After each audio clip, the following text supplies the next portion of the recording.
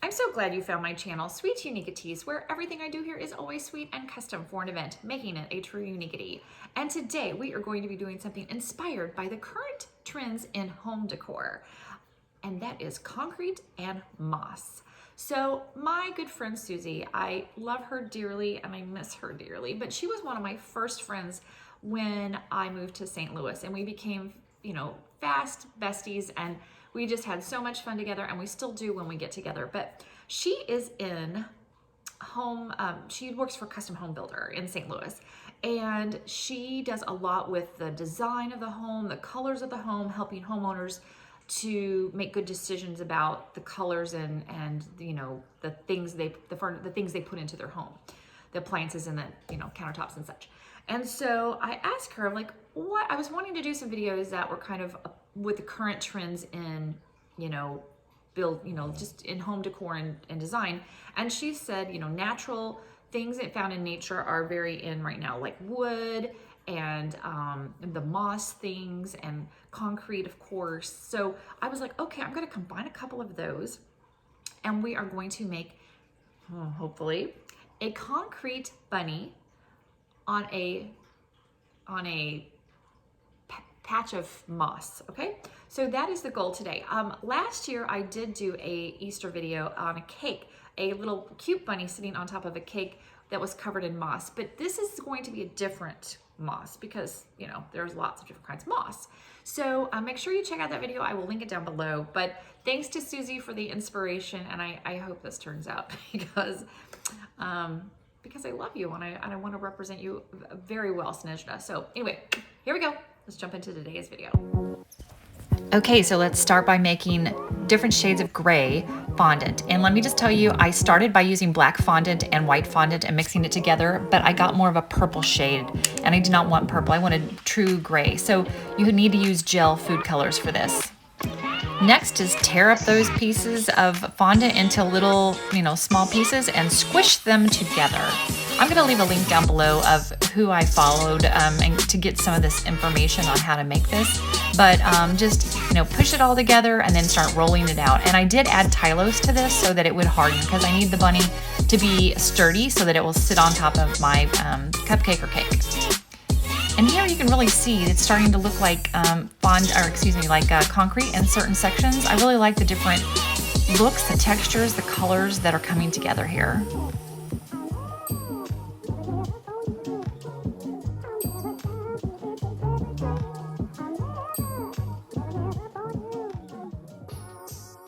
One little thing that I don't know that I discovered it, but I'm sure other people do this, but I hadn't really seen this in my research of how to do this. But if you have, your flat fondant and you're like, it's just not, the look is just not there, tear off a little bit of it, lay it on top like this, just stack it on there, and then roll it in. And you start to get different sections and patches, and it's all smooth, but you can see it just adds, hopefully you can see it, but it adds something really interesting to the look. So, if it looks too plain, like it's not, diverse enough concrete look, then just start peeling it off, slapping some on, rolling it in different parts, and then of course using your, I don't know what happened to my foil, but rolling that foil in there will help give it some dimples, some pitting, and it starts to take on just a life of its own. So I hope that tip will be helpful, because once I kind of figured that out, I was like, ooh, I can really make these look super, super, super cool. So super cool, super cool. You're welcome.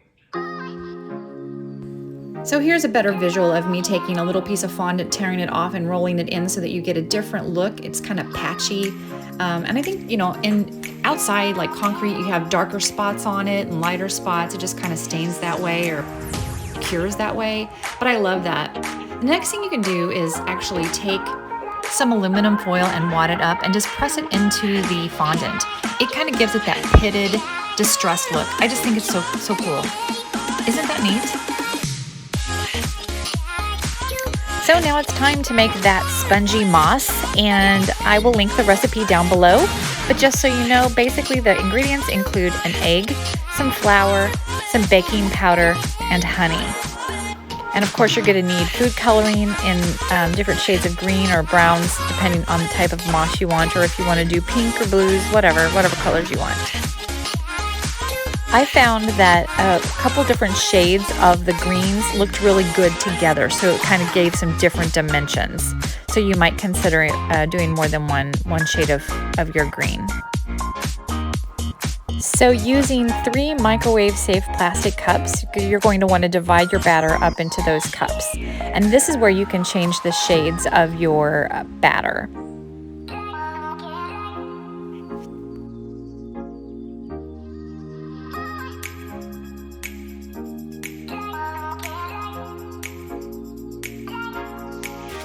Then you're going to pop them in the microwave for about 50 seconds. You're going to take them out and you're going to turn them upside down on a wire rack. And here's what it looks like once it's cooked. Turn it upside down, let it cool completely.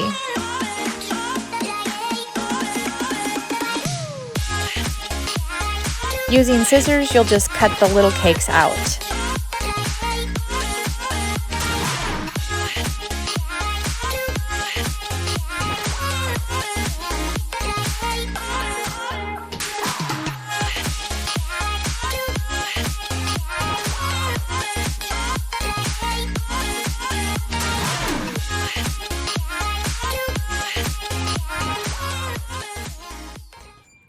The little cakes are cool, and I think when you tear them apart, you do get a really cool moss look. So I'm gonna give it an 8.5 for visual. I think that is really super cool. And all the colors are a little bit different, so we'll have to just play with it and see. Oh, Maximus thinks it looks delicious. Do you think it looks delicious? You're licking your lips? Well, Mama's gonna try it now.